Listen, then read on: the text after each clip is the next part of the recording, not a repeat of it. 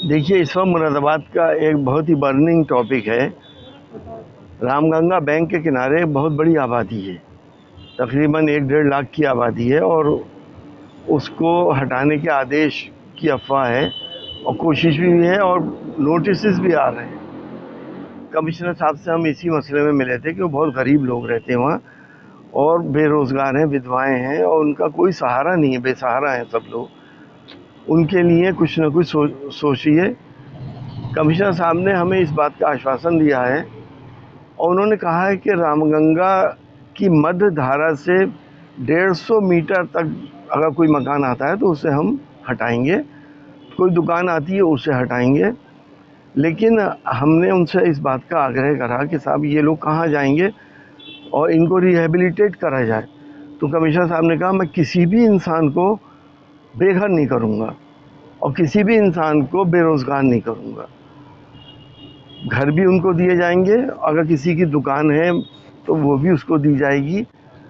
लोग परेशान होने की ज़रूरत नहीं है। हमारे प्रशासन का रवैया बहुत उदार भी है और गरीबों की हमदर्दी का भी है और ख़ास तौर से कमिश्नर साहब का, कि वो गरीबों के बारे में बहुत सोचते हैं। इसलिए पैनिकी ना हो, परेशान ना हो और टेंशन ना करें। हमारी उनसे ये बात हुई और उसके अलावा हमने कुछ 2-3 समस्याएं और रखी हैं, जिसमें जो ढेला नदी का पुल है काशीपुर मार्ग के ऊपर 4 लेन हो रहा है। हमारी नितिन गडकरी जी से ही बात हुई थी, पार्लियामेंट में हमने उठाया तो उन्होंने कहा था हम जब बना देंगे दूसरा पुल, लेकिन उसमें टाइम लगेगा, 4-5 साल लग जाएंगे। तो हमने ये आग्रह करा है कमिश्नर साहब से कि साइड में जैसे पहले 4 बम्बे डाल के रोड चलाई थी जब बरसात ना हो, तो अगर हम साइड में खड़ंजा डाल के बम्बे डाल दें तो एक तरफ का ट्रैफिक इधर से चला जाएगा, दूसरी का इधर से आ जाएगा, 2-2 3-3 घंटे का जाम ख़त्म हो जाएगा। दूसरी समस्या जो मुंडा पांडे सेफनी मार्ग है वो बिल्कुल ख़त्म सा हो गया है, उसके कंस्ट्रक्शन के लिए बात करी है और उसके लिए भी कमिश्नर साहब ने कहा है कि हम इसको इंक्वायरी करा के इसको कराएंगे। तीसरा, जो घोंडा एतमाली के अंदर एक अवैध गौशाला चल रही है जिससे किसानों को बहुत परेशानी है, वो तमाम उनके जानवर किसानों को खेत खा रहे हैं और बदनामी हो रही है सरकार की भी और हम सब लोगों की भी। उसकी भी इंक्वायरी करा के उसको उनकी गायों को सरकारी गौशाला में शिफ्ट किया जाए। डॉक्टर साहब, नीट को लेकर संसद में काफी ज्यादा हंगामा चल रहा है। देखिए, इससे बड़ा मजाक हिंदुस्तान के साथ नहीं हो सकता और बच्चों के साथ नहीं हो सकता, भावी पीढ़ी के साथ नहीं हो सकता। ये तो नीट है जो अब उजागर हो गया, लेकिन मैं आपको बहुत ही रसूख से इस बात को कह सकता हूँ कि इन पिछले 10 सालों में कोई भी इम्तहान ऐसा नहीं हुआ जिसमें फेयर हुआ हो, जिसमें लीक ना हुआ हो, पेपर लीक ना हुए हो। बड़ी बड़ी बातें करने वाले, ना खाऊंगा ना खाने दूंगा, वो कहाँ पर हैं?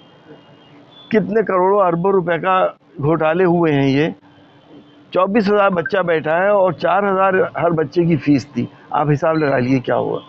और फिर सबसे ज़्यादा उनके भविष्य का सवाल है। 720 में 720 नंबर 67 स्टूडेंट के और 718 नंबर कैसे आ गए? अगर एक क्वेश्चन गलत हुआ है तो उसके 4 नंबर कटते हैं और एक माइनस कटता तो 5 कटते हैं, तो 715 होते। 718 कैसे आ गए या 714 कैसे आ गए? ओपन घोटाला है। लेकिन सरकार के मंत्रियों ने बड़ा अजीबोगरीब बयान दिया, खासतौर से शिक्षा मंत्री ने, कि ये सब नॉर्मल हुआ है। जब आप लोगों ने, प्रेस ने, मीडिया ने इसको हाईलाइट करा तो आप कह रहे हैं 2-3 जगह घोटाला हुआ है। हिंदुस्तान के किसी भी एक कोने में अगर कोई पेपर लीक होता है तो विद इन मिनट्स पूरे हिंदुस्तान में वो वायरल हो सकता है। इस परीक्षा को तुरंत निरस्त करा जाए और इसकी दोबारा परीक्षा हो। डॉक्टर साहब, चुनाव शांतिपूर्ण संपन्न हो गए, लेकिन लिंचिंग की कई घटनाएं हो रही हैं लगातार, तो क्या कुछ कहेंगे सरकार को? देखिए, बीजेपी हताश है, निराश है। बीजेपी का एजेंडा है कैसे हिंदू मुसलमान करके देशवासियों को लड़ाया जाए, इनके प्यार मोहब्बत को ख़त्म किया जाए और वोट पोलराइज किया जाए। आपने प्रधानमंत्री जी के भी बयान सुने होंगे आखिर में, कभी ज़्यादा बच्चे पैदा करने वाले, कभी मंगलसूत्र, क्या क्या। ये एक प्रधानमंत्री को शोभा नहीं देती इस तरह की बातें। लेकिन फिर भी हमारे हिंदू भाइयों ने इसका कोई असर नहीं किया। हिंदू भाइयों में और मुस्लिम भाइयों में बहुत ज़बरदस्त प्यार मोहब्बत और इत्तेहाद है। वो इन चीज़ों के चक्कर में अब नहीं आ सकते और अब काट की हांडी बार बार नहीं चढ़ेगी। अभी खिसियाट हो रही है। दो मौलानाओं का मर्डर हो गया, एक मुरादाबाद में भी हुआ है। मॉब लिंचिंग हो रही है, किसी की दुकान का सामान फेंका जा रहा है। तो ये एक खिसियाट है जो इस एपिसोड के बाद, इस इलेक्शन के बाद इन लोगों के अंदर। डॉक्टर साहब, असदुद्दीन ओवैसी ने जो था सदन में फिलिस्तीन जिंदाबाद का नारा लगाया गया था, दिल्ली में उनके आवास पर हमला हुआ। ये किस तरीके से मानते हैं इस तरीके की घटना? देखिए, इंसानियत की तारीख में आज तक इतना बड़ा जुल्म दुनिया में कहीं नहीं हुआ जितना फ़लस्तीन के अंदर हो रहा है। चाहे वो मासूम बच्चे हों, चाहे महिलाएं हों, चाहे बुजुर्ग हों। और आज भी गाज़ा के अंदर जो बूढ़े और महिलाएं बूढ़ी थी, उनको छोड़ के रह गए अपने मकानों में और बाकी लोग छोड़ के चले गए, उनके ऊपर कुत्ते छोड़े जा रहे हैं। इससे बड़ा जुल्म कहाँ हो सकता है? तो क्या हमारी जिम्मेदारी नहीं बनती है? जब मैं MP था तो मैंने पार्लियामेंट में ये सवाल उठाया था कि दुनिया की सबसे बड़ी डेमोक्रेसी के अंदर अगर फ़लस्तीन के मुद्दे को नहीं उठाया जाए तो देश में क्या संदेश, दुनिया में क्या संदेश जाएगा? डॉक्टर साहब, विपक्ष के कई सांसदों ने सिंगोल को लेकर लेटर लिखा है, राजशाही का प्रतीक है, क्या कुछ कहेंगे? देखिए, मैं पहले से कहता चला आया हूँ कि सिंगोल एक राजशाही का प्रतीक है।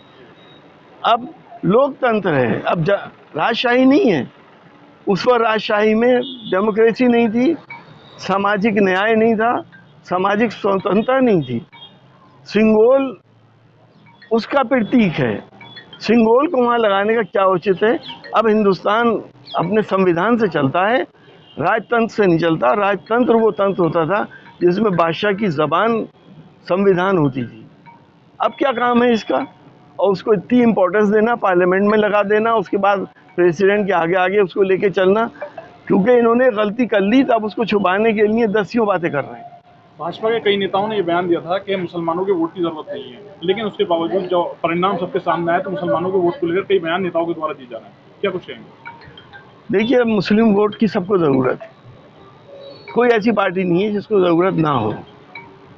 अब उन्होंने ये बयान दिया था, उन्होंने ये भी बयान दिया था कि अब RSS की भी सपोर्ट की ज़रूरत नहीं है, हम सक्षम हैं चुनाव के लिए। ये दर्शाता है कि आपके अंदर कितनी एरोगेंस और कितना गुरूर आपके अंदर आ गया है। और जब गुरूर इंसान को हो जाता है, ओवर कॉन्फिडेंस होता है, तो यही हशर होता है जो हुआ। अगर EVM टेम्पर्ड नहीं होती तो आज सरकार इंडिया गठबंधन की होती।